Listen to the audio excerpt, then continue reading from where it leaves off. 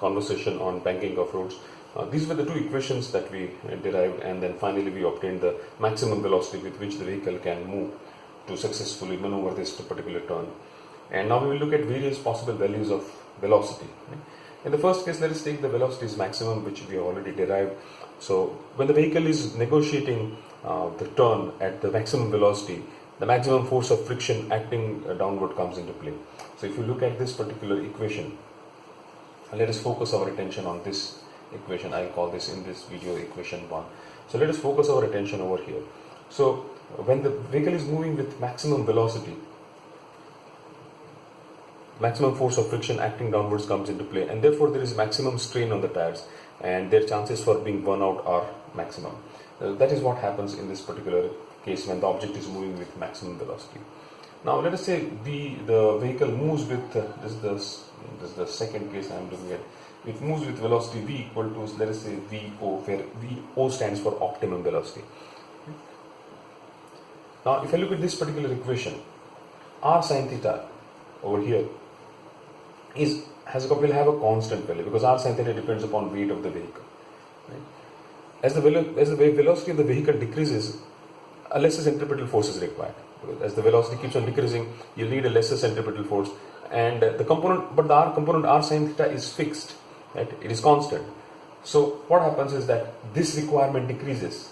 mv square upon r required is less, but this is constant. So the only change that can happen is f cos theta will decrease. That means f will decrease, and lesser centripetal force will be. For a particular speed at v0, for some particular value of v0, f altogether decreases, or f becomes 0. So for v equal to v0, f will become equal to 0. Because as the speed keeps on decreasing, mv square r required is less, so f cos theta will keep on decreasing. At one particular value of v, f will become 0. And in this situation, r sin theta is just sufficient to provide the required centripetal force. So this takes care of the requirement of centripetal force. And if you put f is equal to 0 and v equal to v0 in this equation, what we will get in these two equations, then what will happen is these terms will vanish. So I'll get r cos theta is equal to mg, and r sin theta is equal to mv square upon r, and v I'll call as v0, because this is the case for the optimum velocity, and therefore I'll get tan theta is equal to v0 square upon rg, and therefore v0 is equal to square root of rg tan theta. And since there is no friction in the downward direction at this velocity, there are minimum chances of the tire getting worn out. So ideally the vehicle should operate at the optimum velocity, because at this particular velocity f cos theta becomes 0. That means the friction force becomes 0, and there is no wear and tear of the tire. The third case is when the speed decreases further. That means v0 is greater than v is greater than 0. That is, the velocity is between 0 and the optimum velocity. At speed less than the optimum speed, a lesser centripetal force is required. Now again, if the speed is decreasing further, you need lesser centripetal force. So, but r sin theta, f cos theta has already become 0, but r sin theta is constant. So what is now happening is that the r sin theta, the force provided to the body is greater than the required centripetal force. The centripetal force required is less, r sin theta already exists and it is constant. Therefore what will happen is the vehicle will tend to slide downwards along the slope. Therefore because r sin theta is more, therefore it will tend to slide downward along this force, and the force of friction now will be directed upwards. Right? Earlier the force of friction was contributing towards the centripetal force. Now r sin theta is more than mv square upon r. Therefore the vehicle starts sliding down, and the frictional force starts acting in the opposite direction, and it prevents that from moving.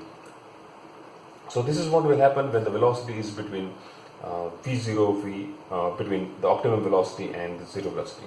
And the last case is when the object is when the vehicle is stationary. That means the velocity is 0. Now again the same situation will have mv square r required is, if the vehicle is stationary, centripetal force required is 0, but r sin theta will exist. Therefore the vehicle will start sliding down, again. And what will come into play is the static frictional force. Static frictional force. And the static frictional force is equal to or more than the sliding force, or the force with which it is sliding down, or r sine theta, then it will be able to prevent the vehicle from sliding down. Otherwise, the vehicle will start sliding down. Just to give an example, supposing the slope is, or the banking or the slope is very high. Of course, roads will never have such a large slope, but let's say there's a road which has got very steep slope. Now, if a vehicle is moving along this particular, and even if it is, let us say it is stationary, the r sine theta, which is acting in the downward direction, if it is high and if it is more than the frictional force offered by this particular vehicle, the vehicle will start sliding down. So that is the fourth case. Right, so with this we have looked at banking of roads, and we have looked at various cases of the velocity with which the vehicle has to move around. The best situation is optimum velocity, because when the vehicle is moving with an optimum velocity, the frictional force is zero and the wear and tear of the wires is bare minimum. Thank you.